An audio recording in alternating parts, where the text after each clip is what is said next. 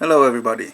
Today I just want to make a quite short video to share an idea about science, basically the idea why science has been so successful and what makes science special. And I think it's probably not what you might think, because there is one thing which explains the big success of science and also of technology. So I will include things like engineering, math in this as well.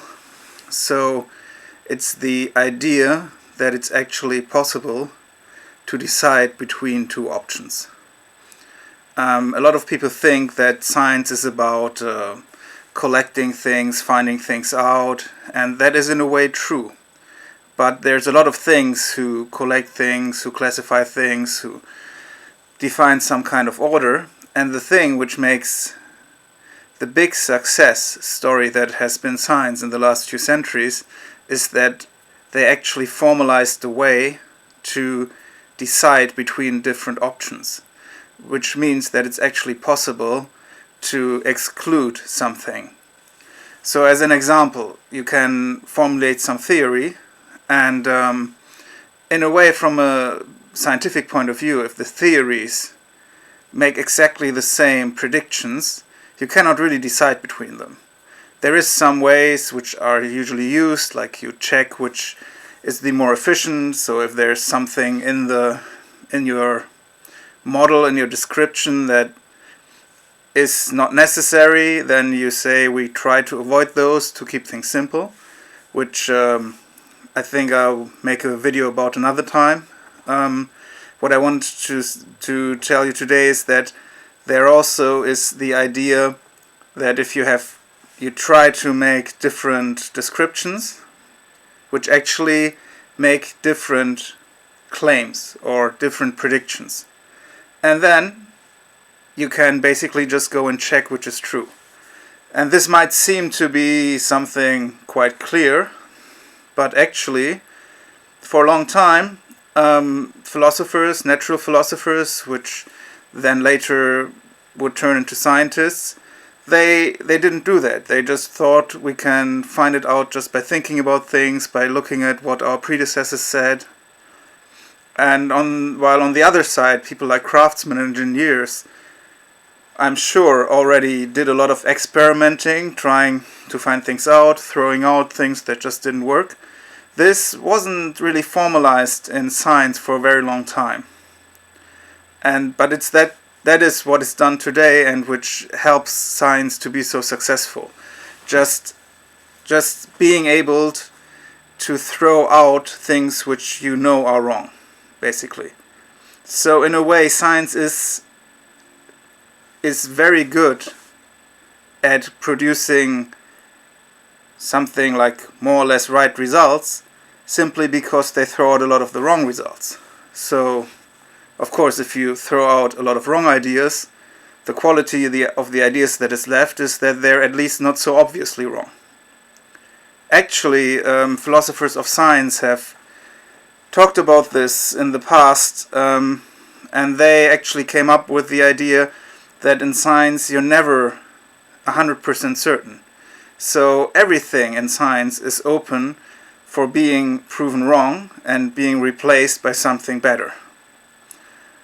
But after a certain amount of time this has been going on, you can of course expect that the things that are still accepted in science all stand up to a certain minimum standard, because otherwise they would already have been thrown out.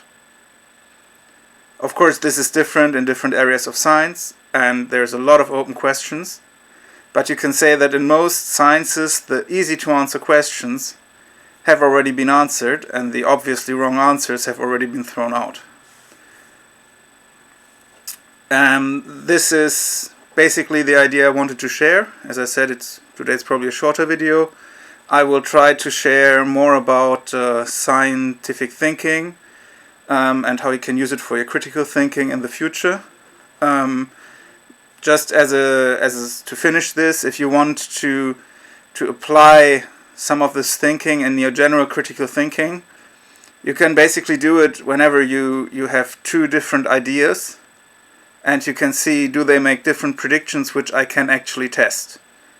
Usually in science things are tested by data, which either you produce in an experiment which you design to produce the data you need to check a particular open question, or you do it by observation of nature, because there's things you just cannot build an experiment about. There's other ways, like building mathematical models, but they're more an investigation, and they usually cannot help you make a final decision, though they are very useful to improve the quality of a lot of explanations. So when you need to check something, ideally it is something where you can look something up, where you can do some experiment to check it, and then just make a statement which one of them is obviously wrong, obviously not wrong, or something like that. The thing you have to be careful about when you do this, which is also very important for people who do science, is to clearly define in what is the width of the thing you check. Because you should not draw general conclusions from like a very particular test. For example, if you want to check if your dog likes a certain kind of dog food, then you can do that by just saying, I think that he likes dog food A better than dog food B, and you can just test it. But to be sure, you should test it not only on one day, but on a few days, because maybe it's dependent on the mood of the dog. And of course, you have no idea about any other dog but your dog if you do this test.